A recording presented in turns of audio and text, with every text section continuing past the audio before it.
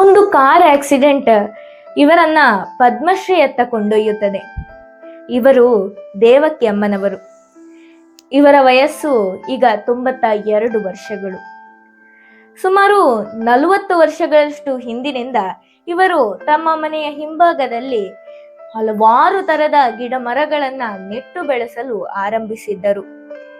ಅದರ ಪರಿಣಾಮವಾಗಿ ಈಗ 4.5 ಎಕರೆಗಳಲ್ಲಾಗಿ ಸುಮಾರು 3,000ಕ್ಕಿಂತಲೂ ಹೆಚ್ಚು ವಿಧದ ಮರಗಳನ್ನ ನಮಗೆ ಈ ತಪೋವನಂ ಎಂಬ ಕಾಡಿನಲ್ಲಿ ಕಾಣಸಿಗುತ್ತದೆ. ಅದರಲ್ಲಿ ಹಲವಾರು ತರದ ರೇರ್ ಸ್ಪೀಶೀಸ್ ಮರಗಳು ಕೂಡ ಇವೆ. ಇದಕ್ಕೆಲ್ಲ ಪ್ರೇರಣೆಯಾದದ್ದು ಅಂದು 1980ರಲ್ಲಿ ಅವರು ಅನುಭವಿಸಿದ ಒಂದು ಕಾರ್ ಆಕ್ಸಿಡೆಂಟ್.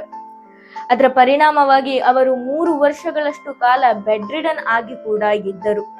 ಕೇರಳದ ಆಲಪ್ಪುಳ ಜಿಲ್ಲೆಯ ಮುಟ್ಟುಕುಳಂನಲ್ಲಿ ಜನಿಸಿದ ಇವರಿಗೆ ಹಾರಿಕಲ್ಚರ್ ಮೇಲೆ ಇರುವ ಪ್ರೀತಿ ಬಂದದ್ದು ತಮ್ಮ ತಾತನಿಂದ.